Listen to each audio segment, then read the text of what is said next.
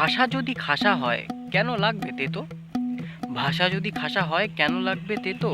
নিজের ভাষায় কিসের লজ্জা, বলবে অবিরত। আমাদের বাঙালিদের নিজের ভাষা মানে বাংলা বাদ দিয়ে বাকি সব ভাষার প্রতি একটু বেশি টান থাকে, বিশেষ করে ইংরাজি।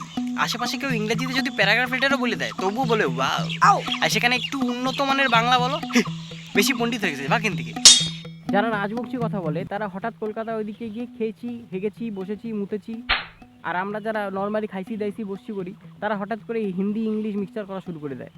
যারা ব্যাঙ্গালোরে গেছে কাজ করতে বা সাউথে কাজ করতে গেছে, কেউ পড়তে গেছে, এরা এখানে এসে তো মানে অ্যাকসেন্টই বদলায় যায় এগুলা। জন্মের থেকে ঠিকানা জিজ্ঞেস করতে গেলে যে মেয়েটা কদি দিয়ে যায় মেয়েটা জিজ্ঞেস করছে, 2 মাস বাড়ির বাইরে থেকে সেই পুরানো বন্ধুগুলোর সাথেই কথা বলতে জিজ্ঞেস করে কোথা দিয়ে যাব বলবেন প্লিজ। 4 মাস পরে বলতেছে হোয়ার শুড আই গো, জাহান নামে। 6 মাস পরে থাকলে তো অ্যারবিক বলা শুরু করবে। এরা যে শুধু ভাষা বদলাচ্ছে, অ্যাকসেন্ট বদলাচ্ছে তা না, নিজের নামটা পর্যন্ত বদলা দিচ্ছে। নাম হচ্ছে সুতাপা রানী অধিকারী, ইনস্টাগ্রামে নাম হচ্ছে স্যানি কাপুর।